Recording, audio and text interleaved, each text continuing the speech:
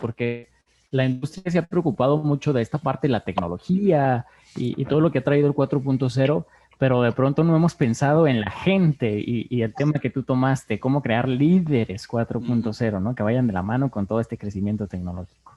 Y fíjate que sí, ese es básicamente ese es el tema central, ¿no? Que cuando hablamos inclusive de la revolución industrial y hablamos ahorita, siempre hablamos de los avances tecnológicos, siempre hablamos de todo eso y nos empezamos a alejar cada vez más de esta parte de las personas y al final del día no importa. No, yo me voy a poner las personas detrás de eso, ¿no? Entonces, lo importante es nunca dejar de lado esa parte. Correcto. Les recuerdo la dinámica de los hashtags. Estamos terminando esta mini entrevista del inicio. Vamos a pasar a los 30 minutos de la conferencia. Terminando, regresamos aquí a la sala para leer preguntas y respuestas que ustedes nos pueden hacer en el chat durante la conferencia. Si les va surgiendo alguna pregunta, pueden irla dejando en el chat para nosotros hacerla al final en 15 minutos que tenemos de preguntas y respuestas. Entre más rápido dejen su pregunta, va a ser de las primeras en leerse, obviamente. Vayan invitando más gente que se una a esta charla para poder platicar en este tiempo de preguntas y respuestas. E igual si alguien no se conectó y ustedes creen que les pueda interesar el tema, a partir de mañana van a poder compartir esta charla desde nuestra plataforma de YouTube en Technology Hub para que nos puedan seguir en todas las redes donde nos pueden encontrar con todos estos contenidos de los hashtags. Igual ya pueden encontrar el hashtag anterior por si se lo perdieron, que puedan escucharlo. Vamos a pasar entonces a la conferencia. Bienvenidos todos. Bienvenido, Edgar. Gracias. Estamos conectando.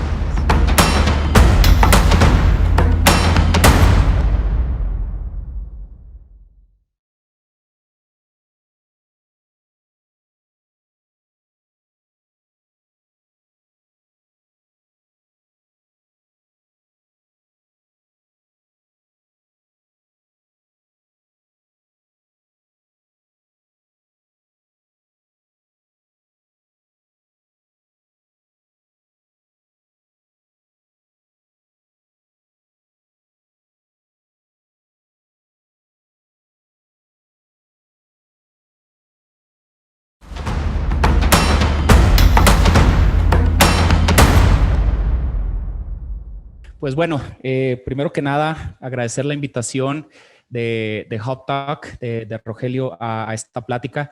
Espero poder transmitir el mensaje, espero que sea claro, espero que se lleven algo de esta charla del día de hoy, que como dijimos ahorita en la entrevista previa, liderazgo 4.0, que básicamente vamos a ver qué es ese 4, vamos a tratar de entender un poquito más y sobre todo qué podemos hacer. Entonces espero poder transmitir algo el día de hoy.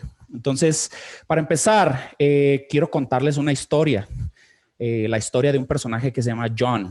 Esta persona, bueno, número uno, no, quiero ser bien honesto, no pude identificar si en realidad era verídica la historia o no, pero me pareció muy atinada para lo que vamos a platicar el día de hoy. Entonces, esa es la historia de John. ¿Okay? John es una persona que vive en Arizona. Y que como parte de este plan de mejora de salud que trae, se compró un reloj inteligente desde que le cuentan los pasos. Y esta persona, pues bueno, empezó a monitorear sus pasos diarios.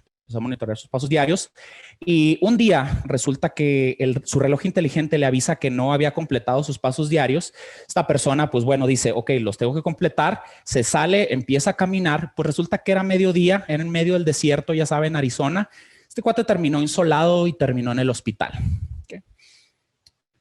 Probablemente lo primero que te vas a preguntar es, ¿pero en qué cabeza cabe? Si estaba haciendo calor allá afuera, ¿por qué salió? Pues bueno, a lo mejor te podrás también decir, pues si es sentido común, ¿no? Y hay una frase muy atinada que dice que el asumir sentido común es una falta de sentido común en sí mismo, ¿no? Entonces, como que todos podemos muy rápidamente juzgar a John y decir, ¿por qué le hizo caso al teléfono ese disque inteligente y se salió cuando estaba el solerón? Pero aquí la reflexión que cabe es cuántas veces nosotros no le hemos hecho caso a la tecnología cuando nos recomienda algo, nos dice algo, sin aplicar esa intuición humana, ese luego sexto sentido que le llamamos, ese sentido común que también le llamamos, ¿no? Para iniciar la charla, quiero compartirles un libro muy bueno, a mí me gusta, que se llama Un Mundo Feliz, de Aldous Huxley. Este escritor británico escribió este libro en 1930, fíjate bien, 1930, ya casi 100 años. Y este cuate a través de su libro describe, es una novela donde describe un mundo utópico, un mundo futuro, donde es un mundo tecnológicamente avanzado, es un mundo saludable, es un mundo de libertad sexual, es una sociedad casi perfecta. Pero a través del relato nos cuenta cómo para lograr esas metas, para lograr esos objetivos, tuvieron que dejarse de lado muchas cosas como la diversidad cultural, la filosofía, la religión, el amor, etcétera, etcétera, etcétera.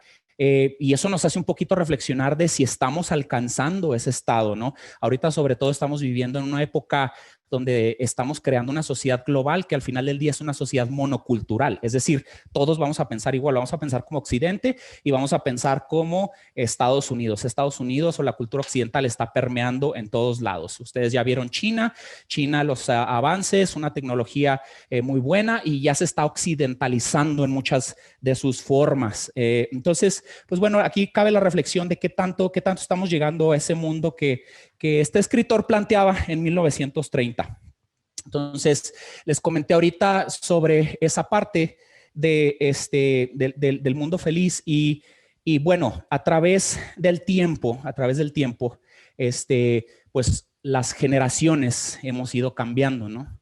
Y tenemos las clásicas generaciones, ¿no? La baby boomer que le decían, la generación X, los mentados que somos, yo todavía entro ahí, los mentados millennials, y luego viene la generación Z, y luego viene la generación alfa, que son ahorita los niños, ¿no? Entonces, pero te comento todo esto porque hay algo bien curioso dentro de esta evolución que está pasando y de este mundo que está cambiando. Nos hemos enfocado mucho en estas barreras o brechas generacionales, y pues en estas brechas generacionales hemos enfatizado muchas veces o hemos creado o hemos pensado que la superioridad o que mi generación es mejor que otras generaciones. Y eso es bien común, es un sesgo generacional. Toda la vida vamos a pensar que nuestra generación es mejor que la anterior. Entonces, a través del tiempo, bueno, se van dando estas brechas generacionales y ahorita espero conectar todos los puntos, ¿no? Y ahí, como dice en la diapositiva, ¿verdad? El liderazgo es humano. Toda esta charla viene o evoluciona también de una plática que me tocó dar aquí mismo en Technology Hub hace tiempo, una entrevista que hablaba yo o que la titulé en ese momento la deshumanización del liderazgo. Y básicamente a través de esa charla lo que dije fue que básicamente estamos tecnificando demasiado liderazgo, ¿verdad? Todos sabemos de métodos, técnicas, herramientas, eso van y nos los enseñan en cursos, en entrenamientos. Y te voy a dar un ejemplo. Vamos a dar retroalimentación a una persona, busca ahorita en internet cómo dar retroalimentación y te va a salir un acrónimo, te va a salir ciertos pasos que tienes que seguir, etcétera, etcétera, etcétera. Hay una tecnificación de lo que es el liderazgo.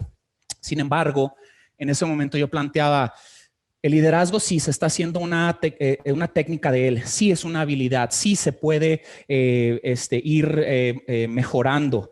Hay varias teorías de comportamiento organizacional acerca de esto, cómo crear líderes, cómo hacer líderes, etcétera, etcétera. Pero al final del día nos hemos olvidado que el liderazgo es una actividad de humanos para humanos. Entonces, no es una actividad o no es una habilidad donde tu producto sea un mueble, una mesa, donde sea un producto, donde sea algo, sino aquí tu producto es un ser humano. Entonces, te comentaba ahorita de la retroalimentación, ¿verdad? Podemos tener todas estas herramientas, toda esta tecnificación y decir, ay, soy un muy buen líder porque sé cómo dar retroalimentación. Sin embargo, hay muchas cosas detrás de eso. ¿Sabes cuál es el momento para dar retroalimentación? La persona que te va a escuchar, en realidad te va a escuchar. Por ejemplo, para recibir retroalimentación de alguien, tiene que haber, por lo menos tienes que tener probablemente poder jerárquico sobre esa persona y eso no tiene a veces un efecto muy bueno, pero más que nada, por ejemplo, tienes que respetar a esa persona. Si no respetas a esa persona, en realidad lo que te diga te va a entrar por un oído y te va a salir por el otro. Entonces, hay ciertos aspectos humanos de los cuales nos hemos olvidado muchas personas que estamos en la industria y que nos toca colaborar con un grupo de personas y que necesitamos dar resultados a través de personas. Entonces, recapitulando esto, ¿verdad? Hemos pasado de generación en generación, las necesidades son diferentes, van cambiando las generaciones, pero a veces nos hemos olvidado que el liderazgo es una actividad hecha con humanos y para humanos. Ahorita les comentaba sobre las brechas generacionales y también les quiero compartir como antecedente otro libro muy bueno que lo recomiendo, que se llama ¿Por qué nada funciona?, del antropólogo Marvin Harris. Y es un libro súper interesante porque él, a través de la antropología, a través de la ciencia, trata de explicar muchas de las cosas que están sucediendo en lo que él le llama la cultura contemporánea. Ese libro está escrito hacia la explicación de la cultura o de la sociedad de los casi 2000, pero todavía es muy aplicable todo lo que él vio ahí. Por ejemplo, él empieza haciendo una reflexión de por qué, a pesar de que estamos tan tecnológicamente avanzados, el servicio al cliente cada vez es más pobre. Y no me dejarás mentir. Ya llamas a cualquier compañía para servicio al cliente y ya sabes, el menú telefónico, te tienen 10 minutos, nadie te atiende, nadie te resuelve. Vas a una tienda a comprar ropa y la persona que te atiende con indiferencia, a veces sí se sabe el producto, etcétera. Entonces, qué paradoja que estamos súper tecnológicamente avanzados y cada vez más, y esas cosas siguen sin poder llegar a la excelencia, ¿no? Entonces, él atribuye esto a la desvinculación que existe en los seres humanos. Ya no tenemos vínculos. Él pone como ejemplo y dice, antes yo vivía en una comunidad y yo era carpintero. Entonces, el mueble que yo hacía lo iba a hacer para mi vecino. Y mi vecino, pues lo iba a ver todos los días. Entonces, yo tenía que hacer algo de calidad porque a mí me importaba el vecino, porque me viera y porque yo también estaba mi reputación ahí, ¿no? Entonces, trataba de hacer la mejor calidad posible. Hoy en día, ¿qué pasa? Muchos de nosotros jamás vamos a conocer a nuestros clientes finales y esos vínculos ya no existen. Entonces, el empleado de la tienda probablemente dice, pues es la última vez que voy a ver a esta persona, pues a mí qué me importa si lo atiendo bien o no lo atiendo bien. Entonces, esa desvinculación empieza a crear, empieza a tener sus efectos. También Marvin Harris dice, bueno, mucho de lo que podemos explicar ahorita parte de la Segunda Guerra Mundial. ¿Por qué? Después de la Segunda Guerra Mundial, los países enfocan en riqueza a través de la manufactura. Entonces, lo que sucede es de que la manufactura dice, necesito mano de obra física. ¿Qué supone esto? Bueno, que empezamos a entrar en un periodo que le llamamos periodo natalista. Todas las políticas económicas, todos los gobiernos están enfocados hacia que se reproduzca la gente, básicamente. Entonces, es lo que le llamamos los baby boomers, ¿verdad? Tener hijos es sencillo, el gobierno te ayuda, empieza a haber trabajos remunerados y la gente empieza a ver a los hijos también como inversión. Vamos a tener muchos hijos, no hay problema, es un periodo natalista. Pero después sucede que la industria de la manufactura se empieza a ver como que no es necesariamente la generadora de riqueza y empezamos a ver la parte de los servicios y los bienes, de los servicios, la informática. Y aquí sucede algo bien curioso, ¿verdad? Que aquí ya no necesitabas mano de obra física, sino mano de obra intelectual. Y adivina quién empieza a trabajar, las mujeres. Mujeres empiezan a trabajar y adivina qué pasa. También las corporaciones empiezan a fijar que les pueden pagar menos que a los hombres y reciben más o menos la misma calidad de trabajo. Fíjense, desde ahí viene, ¿no? Entonces, el asunto es de que empieza ese éxodo de las mujeres de lo que es su casa hacia el trabajo. Y entonces empiezan a tomar auge todos estos movimientos de liberación femenina, que ya vienen desde hace muchos años. Ahorita estamos como en la cuarta ola, pero ya vienen de muchos años y empiezan a tomar mucho auge, porque las mujeres empiezan a salir, porque las mujeres empiezan a tener poder adquisitivo. Y entonces al salir, ¿qué sucede? Las familias empiezan a ser más chicas. ¿Qué sucede? Empiezan a haber más divorcios. Y aquí no estoy haciendo una plática moral sobre la familia, ni mucho menos, sino cómo va evolucionando a través de cómo se va comportando la sociedad y las necesidades económicas va teniendo otros efectos, ¿no? Entonces empieza a generar todo esto que les comento. Y fíjense, bien curioso, él argumenta a través de los datos que presenta cómo este movimiento de que las mujeres salieran de su casa y empezara este proceso de liberación femenina, cómo también eso detona otros movimientos como el LGBT y demás. Todos los movimientos de minorías sucedieron a partir de que las mujeres empezaron a salir empezaron a rebelarse, digamos, empezaron a exigir igualdad y equidad. Y todo esto surgió de que empezaron a salir a trabajar. Y todo esto surgió ¿de qué? De que la industria cambió. Probablemente si hubiéramos seguido en un trabajo físico arduo, a lo mejor nada de esto hubiera sucedido, ¿no? Entonces, si se fijan, lo que trato de decirles es de que siempre puede haber una correlación o siempre puede haber una explicación de por qué suceden ciertos fenómenos y por qué la sociedad va evolucionando, ¿no? Entonces, un libro muy recomendable y el mensaje que yo les quiero dar es ese precisamente. Siempre hay efectos o siempre hay causas a nivel macro, a nivel mundo, a nivel sociológico, a nivel económico, que detonan ciertos cambios, ¿verdad? Entonces, con esto quiero decirte que las generaciones entonces no son... no se hacen espontáneamente, ni las generaciones son así porque así quieren ser, ¿no? Y aquí entramos mucho en toda esta onda. Por ejemplo, ¿qué dicen ahorita? Pues que la generación de cristal, ¿no? Que a veces lo usamos de manera peyorativa. Pero te voy a decir algo, lo que nosotros llamamos millennials, lo que nosotros llamamos centennials, todos ellos son producto de cómo está el mundo y la realidad en la que vivieron.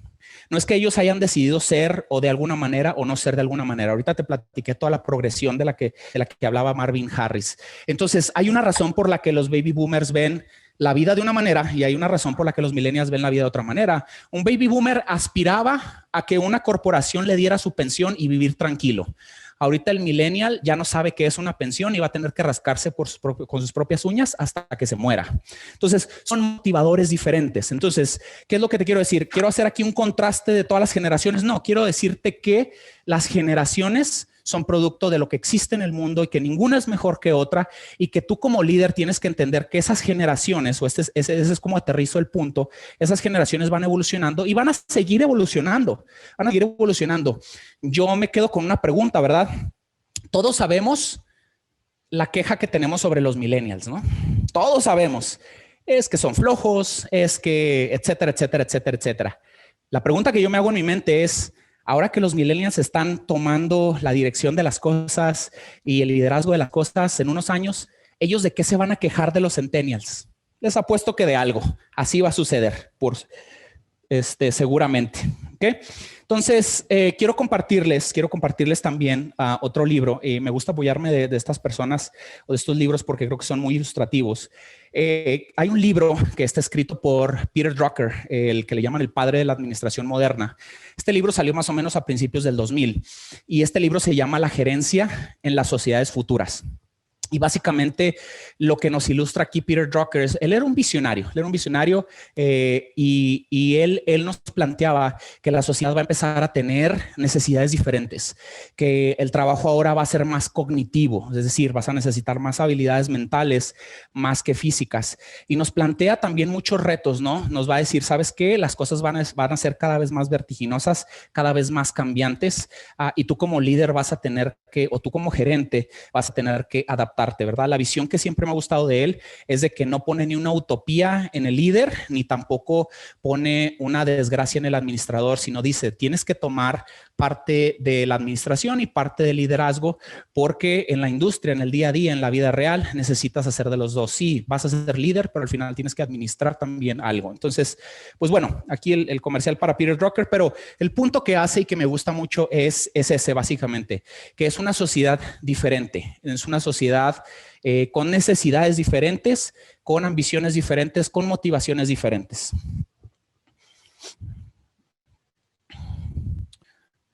Ups. Ok.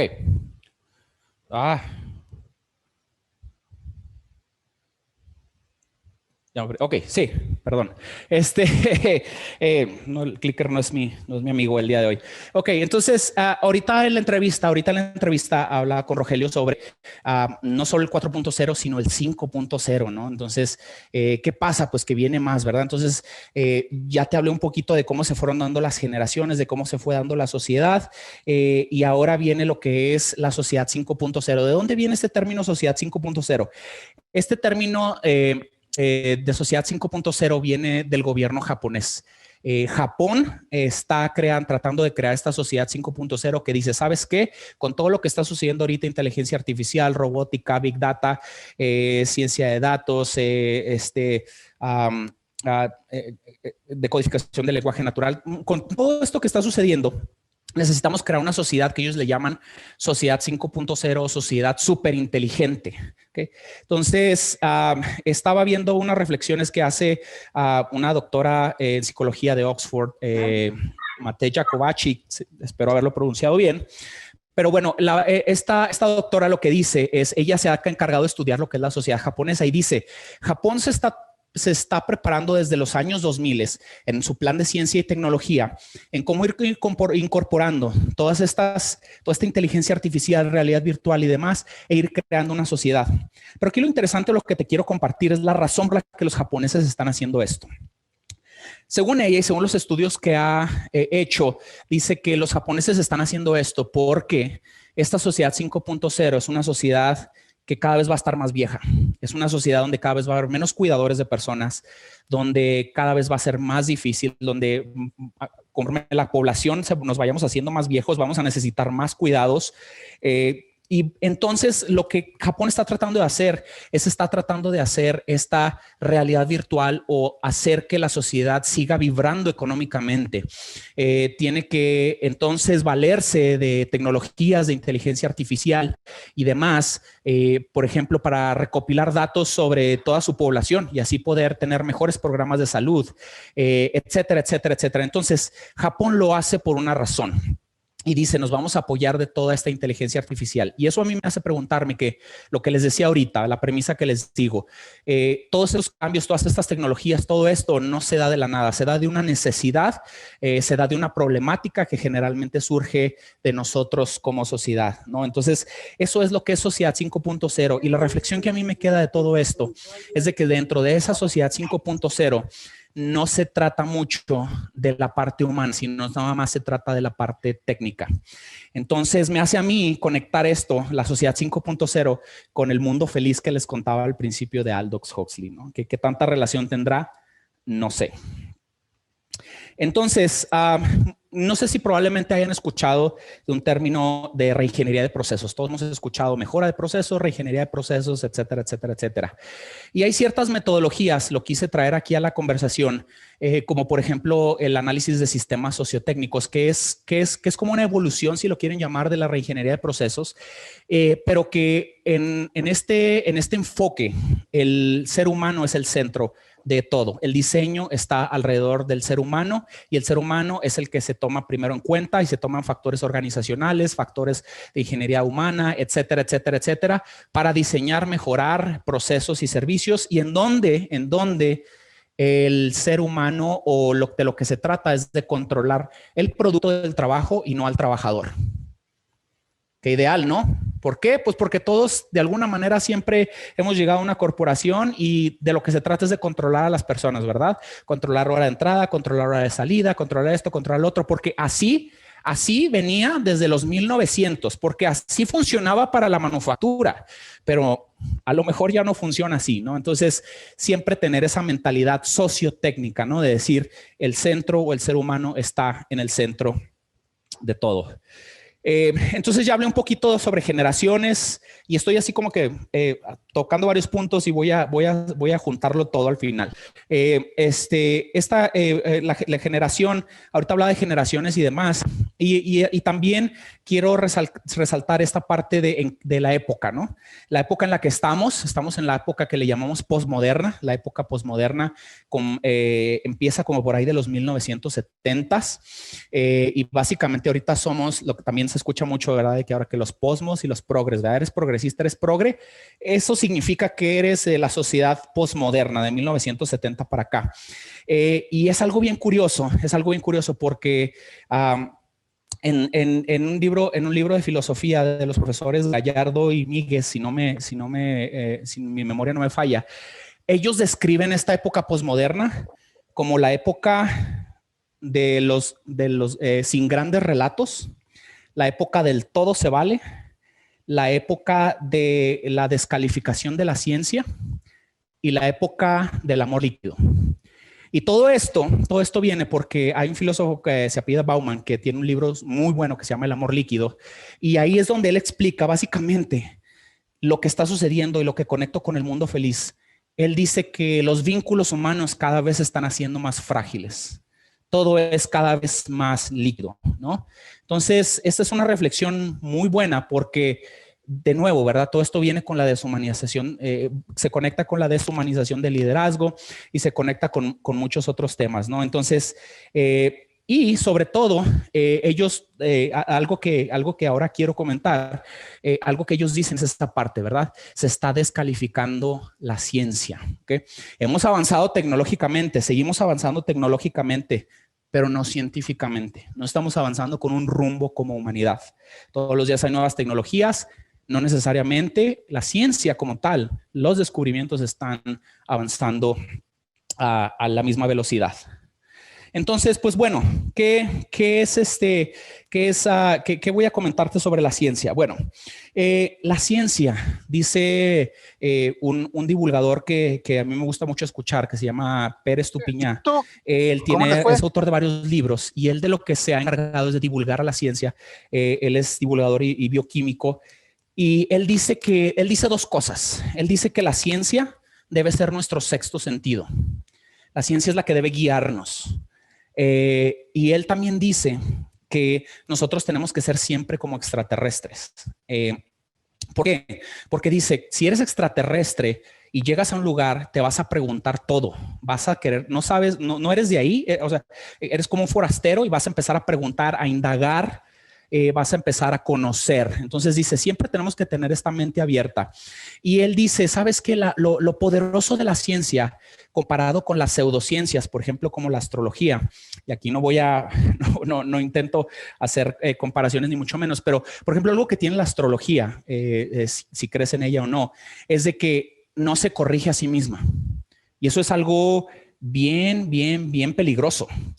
La astrología dice, así son y así son los signos zodiacales y por esto es. Y jamás se preguntan si en realidad son 12 o si en realidad son 13 o si, no sé, cualquier cosa. Y la ciencia, entonces las pseudociencias como la astrología siempre parten de la premisa afirmativa. En lo que sé es verdad. Y la ciencia como tal hace todo lo contrario. Dice, lo que yo sé es mentira, lo pongo en duda, soy escéptico. Voy a ver si es cierto. Y dentro de esto, pues bueno, ese es el tipo de mentalidad que entonces necesitamos empezar a crear nosotros, ¿verdad? ¿Por qué? Pues porque vamos a empezar a tener información. Estamos en la época de la información, es lo que hemos dicho, 4.0. Y de ahorita, por ejemplo, ¿cómo saber que la información es verdad? ¿Qué información es verdad y no es verdad? ¿Cómo deducir las cosas? Entonces, siempre apoyarnos de esa parte, ¿no? Y aquí otra reflexión que quiero hacer es la ciencia y el escepticismo parten de una corriente filosófica que se llama el empirismo. Y el empirismo no es otra cosa más que perdón, el empirismo no es otra cosa más que el conocer al mundo a través de la observación, ¿verdad? Y el empirista dice, yo siempre voy a ser escéptico. Y luego, pero hay otra corriente que se llama los racionalistas, que ellos dicen que usan la lógica, ¿no? Con la lógica yo puedo conocer la verdad. Y aquí lo que te quiero decir es, al final del día el líder tiene que tener un poco de las dos. ¿Por qué? Porque mira, te voy a dar un ejemplo. Si yo pensara como racionalista, yo diría, el cianuro mata. Las almendras tienen cianuro. Por ende, las almendras matan. Y yo creo que todos sabemos que las almendras no matan. Entonces, a través del empirismo, a través de la observación, a través de los datos, sabemos que no matan probablemente y sabemos que es probablemente porque la cantidad no es suficiente, etcétera, etcétera, etcétera. Entonces, si te fijas, no te puedes ir a un lado ni te puedes ir al otro. Y siempre tienes que juntar las dos. Casi todas las metodologías de mejora continua y de mejora de procesos que existen en la industria toman un poquito de las dos. Se cargan más hacia el lado empírico, hacia los datos, pero toman un poquito de las dos. Y el mensaje que te quiero dar yo a ti es, siempre vas a tener que usar las dos partes, especialmente ahorita que tienes tanta información, que tienes tanto que decidir y que hay tanta ambigüedad. La ciencia tiene que ser ese sexto sentido. Entonces, ¿qué te quiero dar? ¿Qué te quiero dar los puntos? ¿Verdad? Quiero conectar todos los puntos de todas las historias, los libros que te he contado y quise darte un poquito de antecedentes de dónde se forma toda esta reflexión también que yo hago. Y entonces, los puntos, primero que te quiero decir y que quiero que recuerdes, ¿verdad? Sobre el liderazgo, ¿qué es ese liderazgo 4.0? Bueno, para mí el liderazgo 4.0 es ese liderazgo donde tú como líder lo primero que haces es humanizarlo. Y es pensar conscientemente y siempre que lo que estás haciendo es una actividad de humanos para humanos y que entonces tienes que empezar a fomentar lo que es empatía y tienes que empezar a ver todo lo que está alrededor. Y entonces tienes que dejar de pensar únicamente en la técnica, pensar únicamente en ese acrónimo, en esa herramienta, en esa teoría y tienes que ver alrededor. Eso sería el primer punto que yo te diría. El segundo, las brechas generacionales, las barreras generacionales, algo moviéndonos hacia el futuro es que tenemos que empezar a dejar de estancarnos en esas brechas generacionales. Es un arma de doble filo, siempre, porque el conocer las diferentes generaciones te debe de ayudar a la toma de conciencia de cuáles son las necesidades de cada una, pero no te tiene que llevar al extremo donde lo utilizas como excusa. A veces tomamos como excusa, les comento, ¿verdad? Es que el millennial no trabaja. Hijo, yo conozco muchos millennials que se levantan a las 5 de la mañana y se acuestan a las 11 de la noche trabajando. Entonces, no puedes generalizar. Eso es lo que se llamaría una falacia. Entonces, aprende sobre las brechas generacionales, pero no asumas que porque alguien es de una generación, va a ser de cierta manera. ¿Y por qué te lo digo? Porque ahorita vas a empezar a lidiar con centennials, vas a empezar a lidiar con alfas y así sucesivamente. Y a cada uno, si le pones una etiqueta, no te va a dejar explotar el potencial de esa persona. La otra es de que adoptes una mentalidad sociotécnica. Es decir, cuando estés mejorando un proceso, cuando estés haciendo algo, siempre piensa en quién lo va a utilizar y en cuál es el efecto. Piensa en el factor humano. Eso es algo bien importante. A veces se nos olvida. Acuérdate, control del producto. Lo que queremos es controlar lo que hacemos, el servicio que damos y no controlar a la persona que lo hace. Y por último, la ciencia, el escepticismo y el aprender a aprender son los que nos van a ser también nuestra guía hacia los líderes del futuro. Porque ahora más que nunca vamos a tener que apoyarnos en la ciencia y les apuesto que todos, yo por lo menos así fue, aborrecí la clase de metodología de la investigación, todos nos quisimos salir, todos nos aburrimos, todos nos quedamos dormidos. Yo te puedo decir que probablemente es una de las top 3 clases que debes de tener en la universidad y ahorita se vuelve más y más relevante porque el líder hoy en día tiene que aprender a aprender, siempre tiene que estarse actualizando. La información está allá afuera. Más ahorita, ¿verdad? Con lo que ha sucedido el último año, nos dimos cuenta que mucho del aprendizaje lo podemos hacer nosotros mismos, lo podemos hacer en casa, pero siempre mantener ese escepticismo. Y ojo, quiero hacer una aclaración. El escéptico no es esa persona que es negativo para todo. El escepticismo no es negativista. Escepticismo significa que pones en duda todo y lo pones con un contexto científico, pero no eres esa persona que solamente se la pasa diciendo que no a todo, ¿verdad? Eso no es ser escéptico, eso es ser payaso, ¿verdad? Eso es no saber lo que estás haciendo. Entonces, esos 4 puntos se me hacen muy relevantes. Ahora bien, quiero ya aterrizar un poquito más el tema y adaptarlo también un poquito a la región que tenemos, una región manufacturera. Y por eso la titulé Retos Regionales. Y estos puntos que tengo aquí vienen de la reflexión de una persona a la que tengo yo privilegio de mentorear, que por cierto siempre termino yo mentoreado. Jorge Dyer, él trabaja ahí conmigo y él es, lo puedo decir, él es científico de datos, está ahorita terminando su maestría y demás.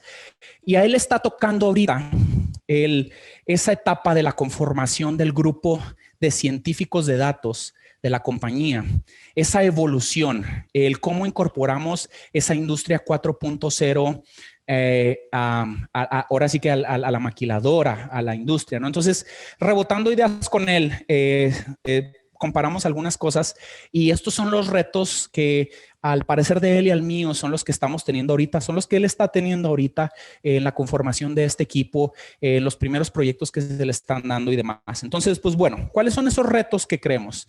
El primero de todos es los líderes de las organizaciones necesitan comprar la idea de Industria 4.0. Eso es lo primero. Y no nada más eso, sino que la exigencia para ellos va a ser, ¿sabes qué? 4.0 va a derribar barreras. La inteligencia artificial, los datos, todo eso va a hacer que genere una organización más colaborativa.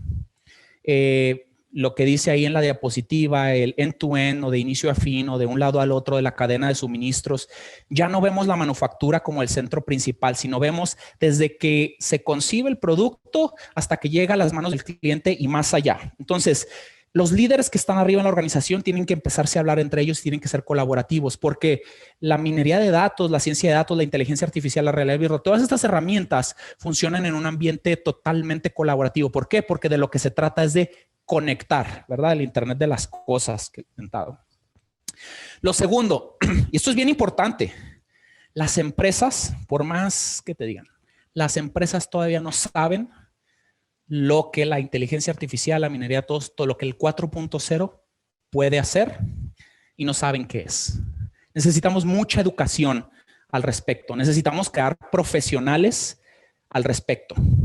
Y yo sé que regionalmente algunas universidades y algunos, inclusive algunas organizaciones están buscando hacia eso. ¿Cómo podemos hacer que las generaciones cada vez se eduquen más o que la generación actual que está egresando y que está incorporándose en la industria son de verdad científicos de datos? Entonces, ¿por qué? Porque ahorita muchos de nosotros como líderes todavía escuchamos 4.0, se oye bonito, lo digo ahí en una plática, parece que sé lo que estoy diciendo, pero en realidad el alcance sobre todo de todo lo que se puede hacer, todavía no lo conocemos. La tercera y bien importante, fíjense muy bien. Nosotros estamos acostumbrados a un ambiente de manufactura y en un ambiente de manufactura se trata de eficiencia, se trata de productividad, se trata de tiempo. Entonces, nosotros que estamos en la industria estamos acostumbrados a ese ritmo de trabajo, de entrega de resultados y demás. Pues resulta que ahora el trabajador 4.0 es un trabajador que no va a estar orientado hacia la productividad, sino hacia la creatividad. Y eso entonces voltea completamente la tortilla, porque ahora tus trabajadores, tus colaboradores van a tener necesidades diferentes, porque ellos ya no van a medirse probablemente en horas de trabajo, ya no van a medirse probablemente en cantidad, sino en calidad de trabajo. En creatividad, la creatividad no es algo que puedas sencillamente decir voy a tener 3 ideas por hora, etcétera, etcétera, etcétera. Ese es un reto muy grande, porque ahora vamos a movernos de gente hacia un ambiente más científico. Y con esto no te quiero decir que ambiente científico es de que vamos a andar en bata y vamos a poner un microscopio y no. Estamos hablando de que el tipo de trabajo y el nivel de pensamiento que van a tener los colaboradores hoy en día y en el futuro es diferente. Y nosotros como líderes tenemos que entender eso. Tenemos que cambiar el paradigma de lo que es productividad hacia lo que es creatividad. No es un reto nada fácil y es algo que tiene que permear poco a poco. Y entonces va de la mano esta parte de que las necesidades son diferentes. Obviamente para tener creatividad, recuerda la creatividad también tiene un componente emocional muy fuerte, entonces si tus trabajadores no están emocionalmente bien, probablemente no van a ser creativos. La creatividad no viene de alguien que viva constantemente en estrés, que no esté a gusto en su trabajo, que no tenga un buen ambiente de trabajo. Entonces, si te fijas, en realidad un reto muy grande es eso, que toda la vida hemos estado orientados hacia producir más y más y más y más y más. Y sí es cierto, vamos a tener que seguir produciendo, pero el trabajador de ahora, el colaborador de ahora va a tener necesidades diferentes. Entonces, con todo esto que te dije, con todas las ideas que te comenté, en realidad la pregunta que yo te dejo, la reflexión es, cuando tú lideras, porque al principio dijimos, ¿verdad, John? ¿Cómo se le ocurre? No tiene sentido común, se dejó guiar por la tecnología, pero si estaba haciendo calor allá afuera. La pregunta que en realidad yo te hago es, cuando estás liderando, en realidad, ¿qué tanto te pareces a John? En realidad, ¿qué tanto le haces caso a la tecnología y dejas de lado la parte de sentido común, la parte humana? Muchas gracias.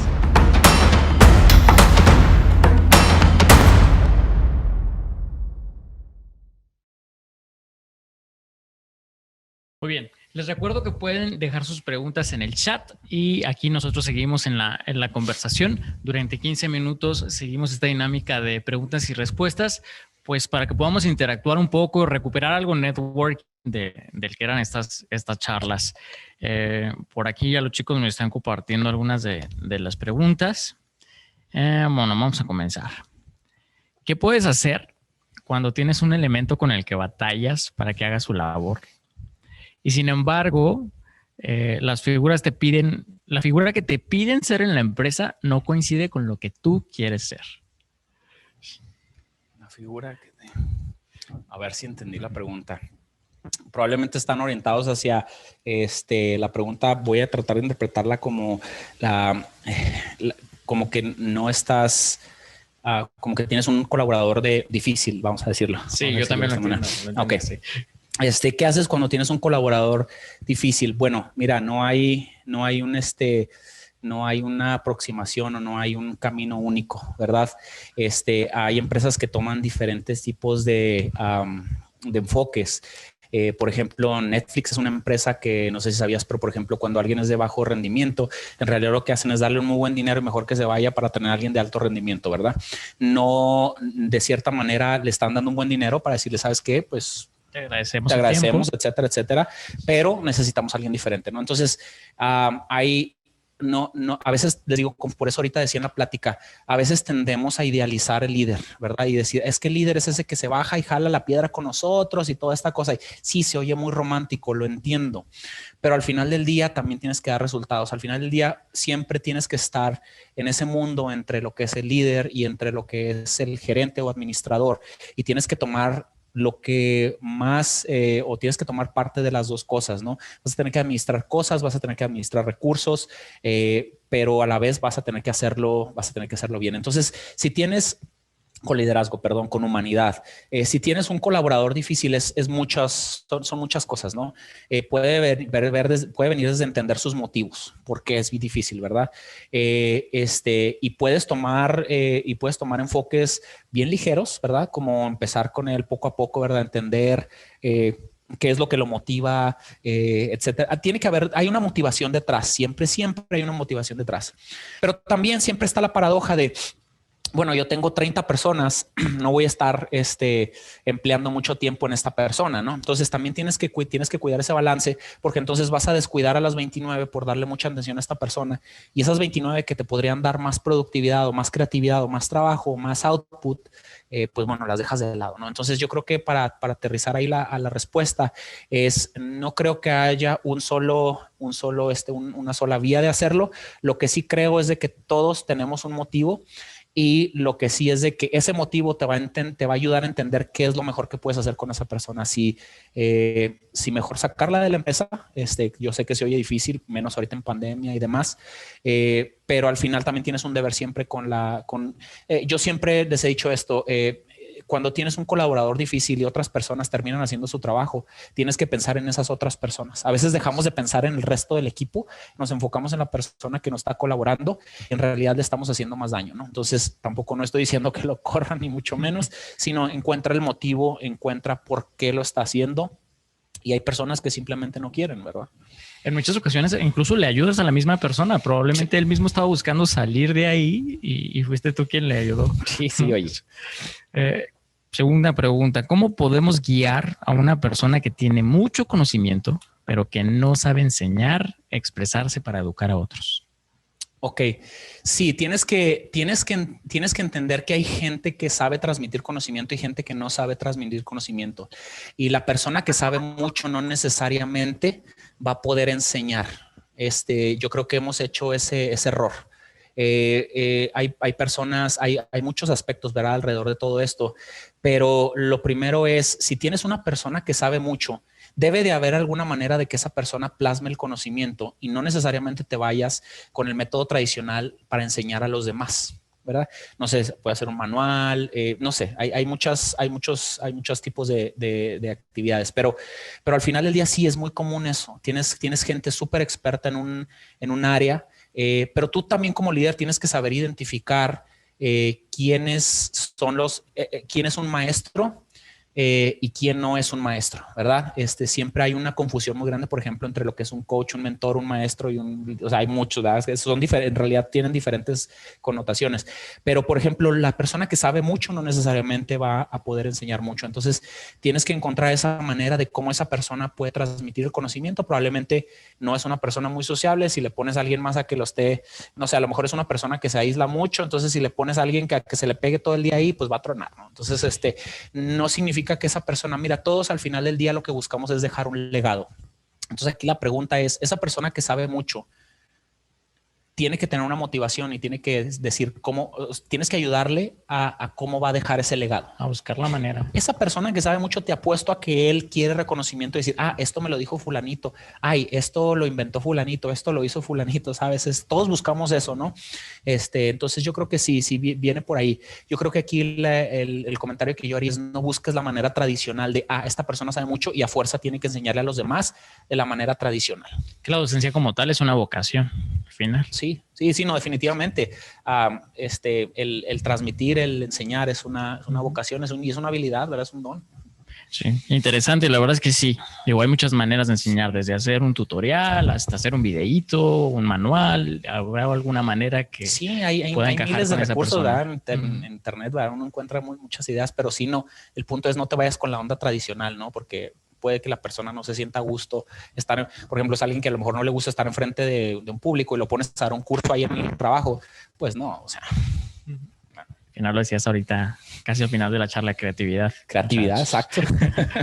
¿Cómo se prepara Japón para una sociedad 5.0 y cómo podemos replicarlo? ¿Es labor de las escuelas, del gobierno o de las empresas? Wow. Esta va a ser una opinión bien personal. Yo creo que Japón sí se está preparando para esa sociedad 5.0 porque tiene un plan de ciencia y tecnología muy fuerte, pero su sociedad es muy diferente a la de nosotros. Hay un marco teórico que se llama, de un autor que se llama Hofstede, que trata de clasificar las diferentes culturas que existen, ¿no? Entonces, por ejemplo, trata de explicar por qué China es como es, por qué México es como es, por qué Estados Unidos es como es. Y, por ejemplo, llega a conclusiones como que en México nosotros tenemos una dimensión que se llama alta distancia del poder. Nosotros somos muy jerárquicos. Y, por ejemplo, el americano, no. El americano es muy plano. Tú puedes ser el vicepresidente. ¿Qué onda? ¿Cómo estás? Y aquí, el señor vicepresidente, pásele licenciado. Por aquí, el licenciado. Desde ahí, ¿verdad? O sea, la cultura americana en su lenguaje, el lenguaje manifiesta muchas cosas de la cultura. Un filósofo, Noam Chomsky, dice que la cultura, el lenguaje va moldeando la cultura. Y fíjate, ese es un ejemplo, ¿verdad? Aquí hacemos mucha reverencia. Licenciado, ingeniero, allá eres John, eres whatever, ¿verdad? Eres el vicepresidente. Entonces, a lo que voy es, Japón y México somos culturas bien diferentes. También por eso explica por qué mucha gente va a China y dice, es que allá Lean sí funciona y aquí en México no. Pues claro que no va a funcionar aquí porque son diferentes. De nuevo, vuelvo a lo mismo, nos tecnificamos mucho y empezamos a dejar de ver factores afuera de eso. Entonces Japón se está preparando de esa manera, pero Japón sí está dejando de lado muchas cosas. Por eso habla ahorita un poquito de la utopía esta de Aldous Huxley, de El Mundo Feliz. Japón es una sociedad bien diferente. Japón es una sociedad que está basada, ellos saben que su país se puede colapsar en cualquier momento por terremotos, por ejemplo. Entonces, su sociedad está muy arraigada en ese sentido, su mentalidad es mucho de ese sentido. Su sociedad es muy colectivista, por ejemplo, a diferencia de una americana que es muy individualista. Entonces yo creo que Japón se está preparando en la parte técnica, pero creo que está dejando un poquito de lado la parte humana y eso se manifiesta en muchas otras cosas, ¿verdad? Se manifiesta en otros factores, ¿verdad? Hasta en la felicidad de las personas, el sentido de éxito, cosas que a lo mejor no son muy tangibles. Y ya ves que ahorita se ha lanzado mucho esto de ciencias de la felicidad y demás. Todo eso ha surgido a raíz de esto, de que hemos tecnificado demasiado. Entonces, Japón sí se está preparando, tiene un plan de ciencia y tecnología, tiene un plan muy avanzado, pero está orientado hacia eso. Por ejemplo, ahorita Japón está... por ejemplo, hace mucho propaganda acerca de esta sociedad 5.0, ¿verdad? Empieza a ponerte estos videitos futuristas como para que vayas diciendo, ay, se ve padre, ¿no? Y hace mucha propaganda a nivel masiva, pero en esa propaganda es muy evidente que toca nada más la parte técnica, la parte de va a ser una sociedad, de nuevo, una sociedad saludable, una sociedad próspera, pero nunca toca la parte humana, ¿no? Entonces yo creo que sí hay un peligro muy fuerte y yo creo que México, te voy a ser sincero, a mi parecer tiene otras cosas más fundamentales que pensar. Creo que tenemos que cambiar un paradigma muy fuerte, sobre todo de confiar o de pensar que la manufactura es la fuente de riqueza. Tenemos que empezar a dejar ese lado. México hoy por hoy sigue siendo uno de los países más atractivos en términos de costes de manufactura, por muchos tratados que tiene, por el costo por hora aquí y demás. Sigue siendo muy atractivo.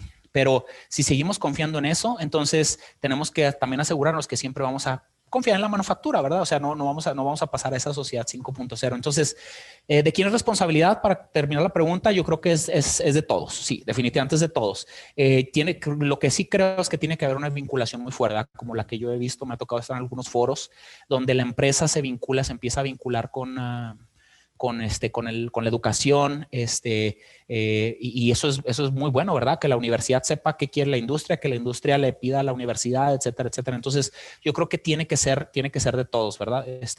La verdad es un problema súper, súper complejo, pero yo creo que sí podemos hacer grandes cambios hacia el futuro, pero tenemos que empezar a pensar un poquito diferente.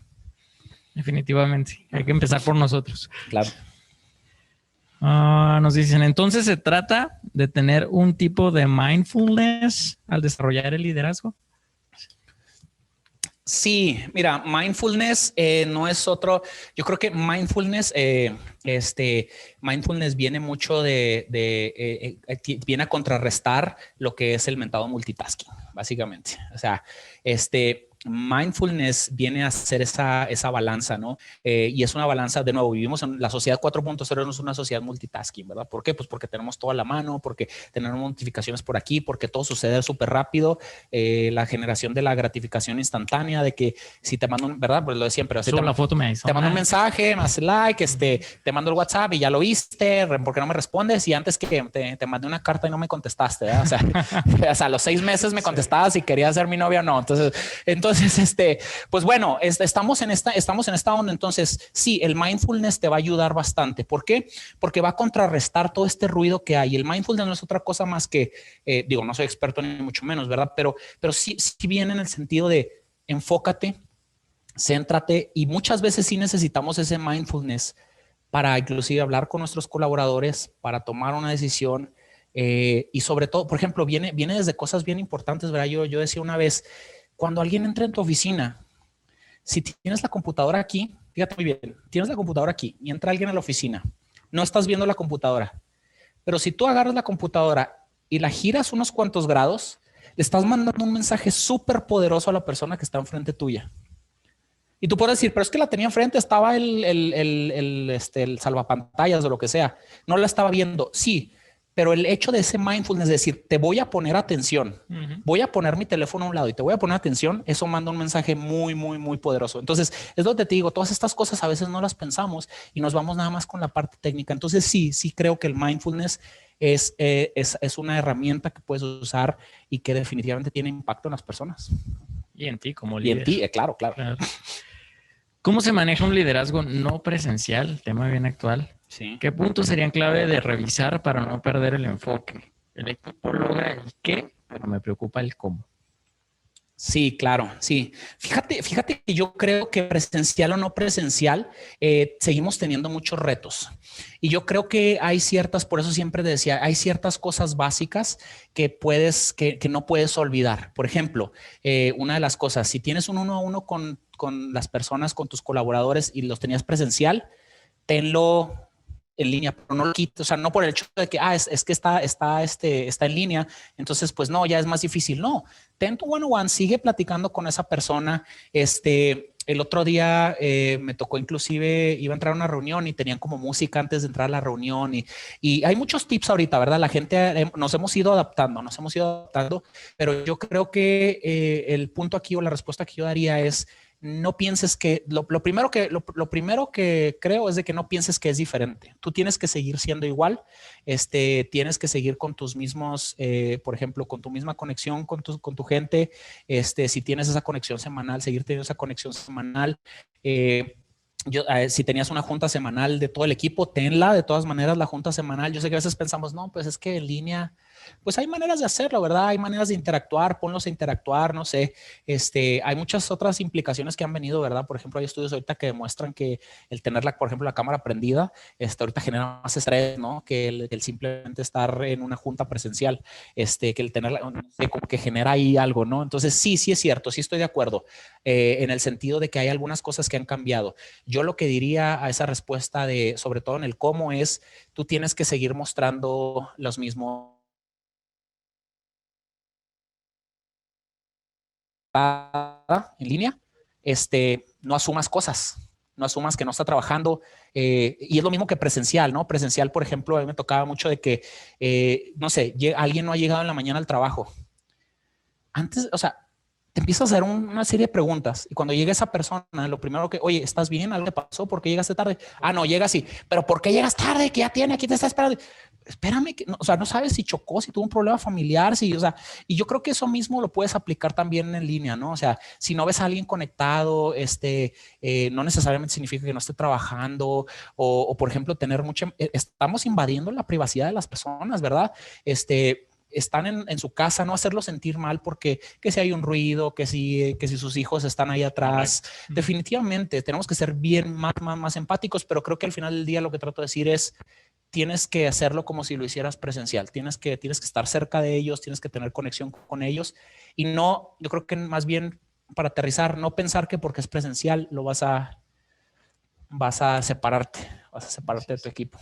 Y vas a dejar de hacer lo mismo que hacías antes. Sí, igual claro. que buscar nuevas maneras, los haptags eran presenciales y ahora estamos en línea. Un ejemplo. Con algunas fallas técnicas, no importa. No pasa nada. Y aquí me gustaría hacer un comentario ahorita que estamos hablando de este tema. Adelante, claro. De la parte del home office y de todo lo que nos ha ocurrido. A toda la gente que nos está viendo en línea y que nos sigue en las redes sociales, se dieron cuenta de que Technology Hub lanzó un nuevo producto que es un Day Pass en el que puedes venir a tener tu día de oficina en alguno de los espacios de Technology Hub por un día o por una semana, como tú lo decidas. Y lo que vamos a hacer durante este HubTag es toda la gente que quiera recibir un Day Pass gratis, es decir, un día para venir a trabajar en Technology Hub de manera gratuita, escríbanos al chat.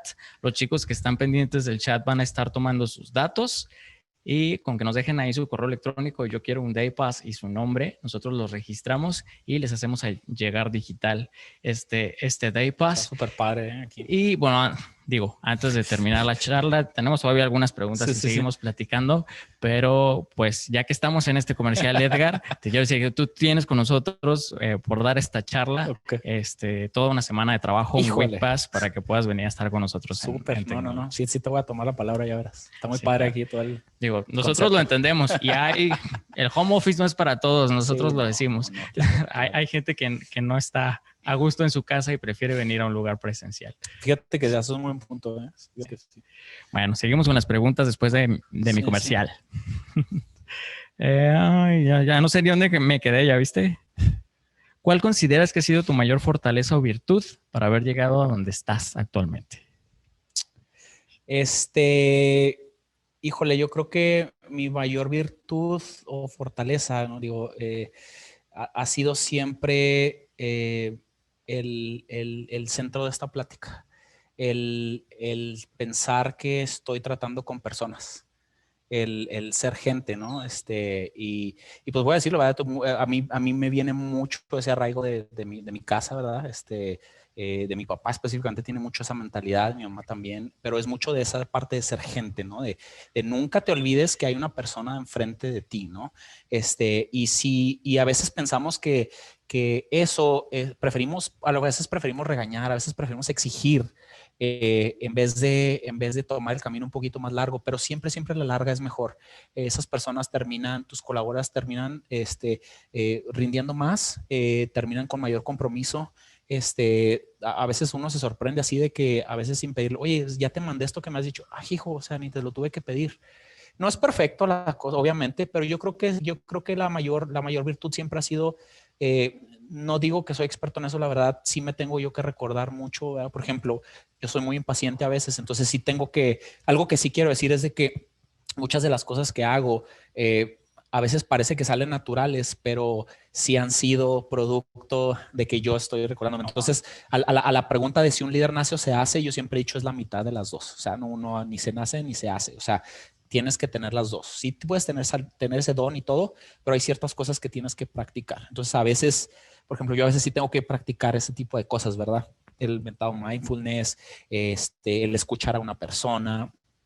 A veces dice, pues es que lo haces natural. Sí, pero dentro de mi cabeza yo estoy recordándome ciertas cosas, ¿no? Entonces, yo creo que para contestar la pregunta siempre ha sido eso, el respetar a otras personas y la empatía, que es tan, a lo mejor tan fácil de decir, pero de verdad es tan difícil. Tan complicada. Tan complicada, sí. Así es.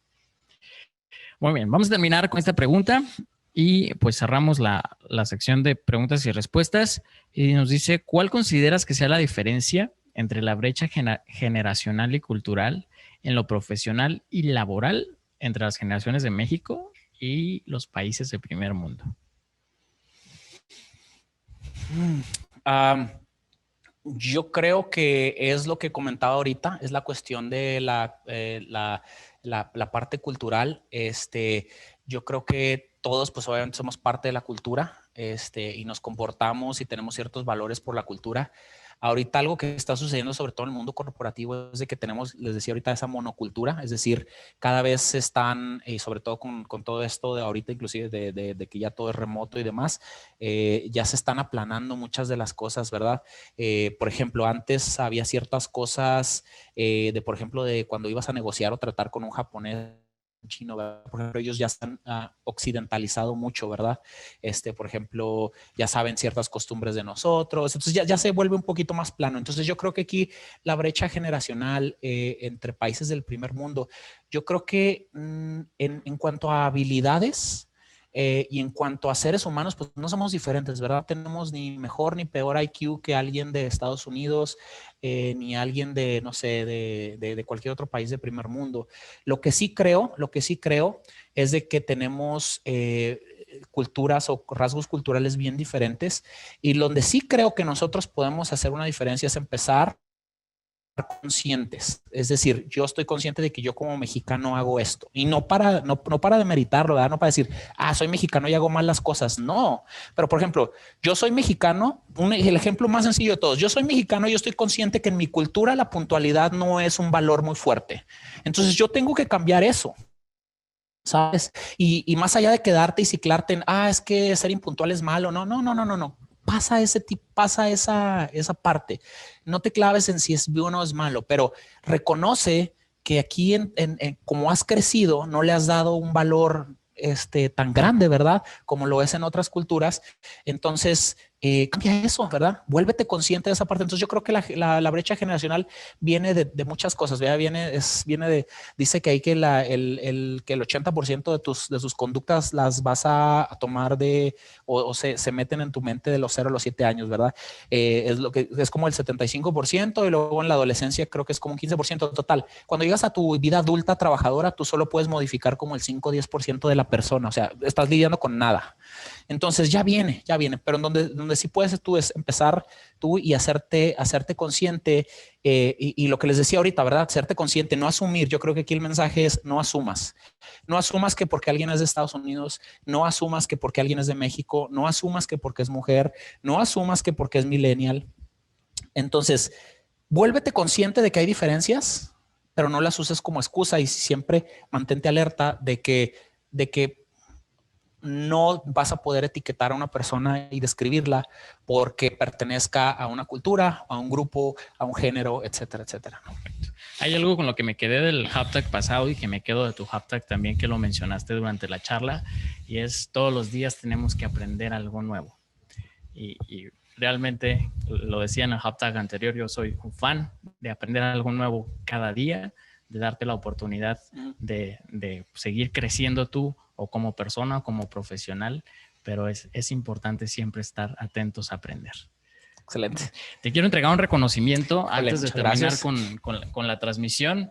Realmente el valor de los HubTags es poder compartir conocimiento, y te agradecemos mucho que te hayas puesto en contacto con nosotros y que hayas decidido compartir el tema Liderazgo 4.0 con toda la audiencia de Technology Hub.